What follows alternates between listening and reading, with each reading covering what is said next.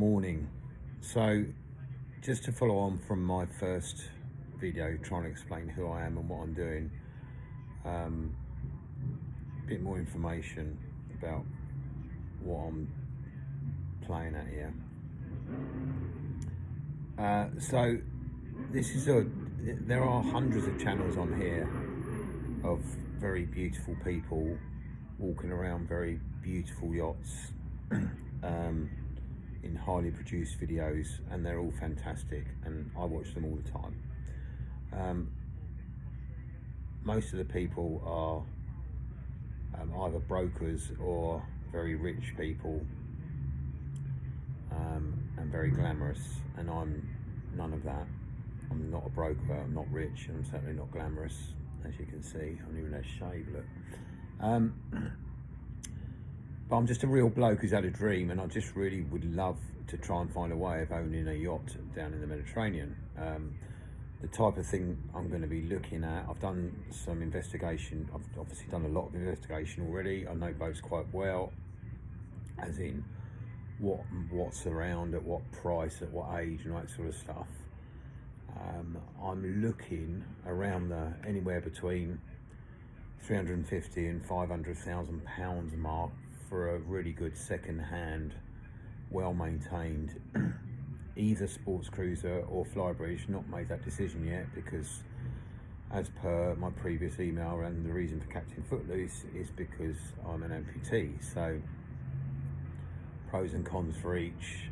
Obviously a flybridge gives me more steps to deal with and all that sort of stuff, and I'm not, although I can get up steps on my prosthetics, I can't. It's a bit of a struggle. However, all my IT consultants, i.e. my kids, would love me to have a big upstairs flybridge, because they fancy laying on top and sunbathing all day. But then between the three of them, they've got 6 legs and I've only got one. So we will see. That's going to be a debate, one of those dilemmas. So where am I at the moment? At the moment, I'm just working out how much money I can gather together in a combination of possibly finance and some of my own money. What level of boat I can comfortably afford and cover on a monthly basis if it includes finance. I'm fairly aware of roughly what the running costs are going to be, but I need something fairly substantial because of my disabilities. So I'm looking at something like a 2007, 2008, possibly refitted Princess V65, or an Asma S68, or maybe a big Fairline Targa. Boats of that nature. I'm aware of roughly what the annual costs would be, and how horrific that is, and all that sort of stuff.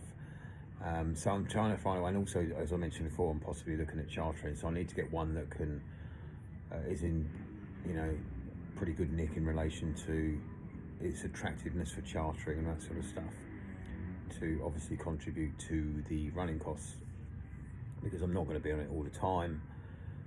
I want it for friends and family, and for me to have a sort of 50-50 lifestyle in the Med, and but I still need to be back here to run my businesses and stuff like that quite regularly.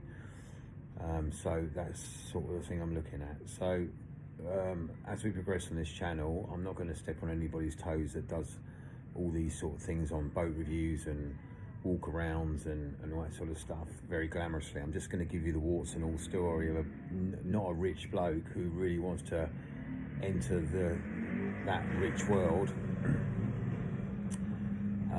and see if I can do it, and see if we can have a laugh on the way, and I'll share every cost, every trial and tribulation, all the tears and tiaras and tantrums and cock-ups and all the rest of it, and of which there be many.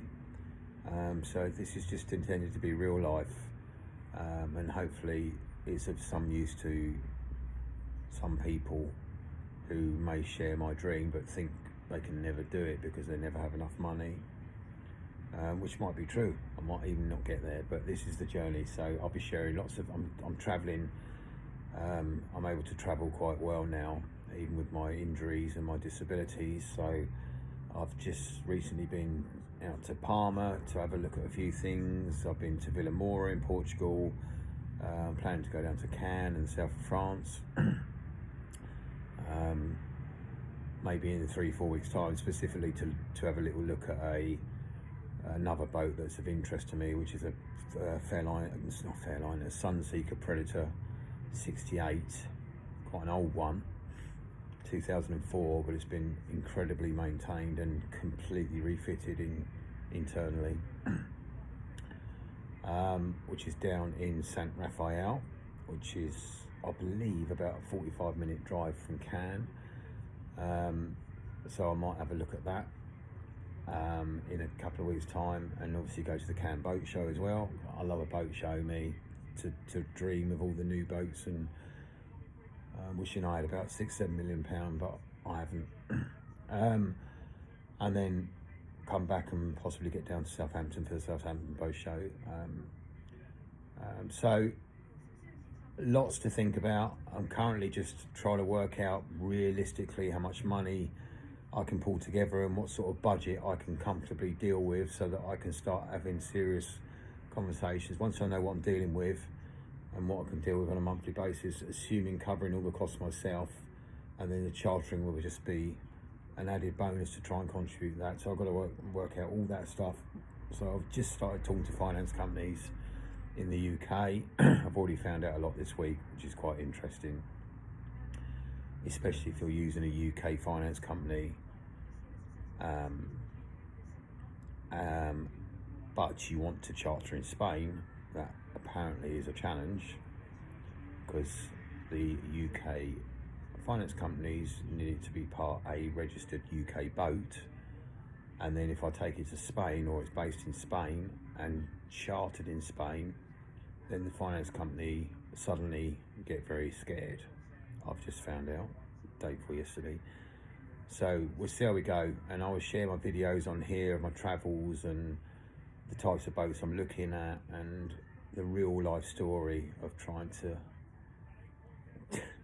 make this happen before I'm too old, because I am going to be too old soon, and I don't want to be on my deathbed thinking, oh, I wish I'd done this, I wish I'd done that. So that's it for now. We'll see how we go. Speak to you soon.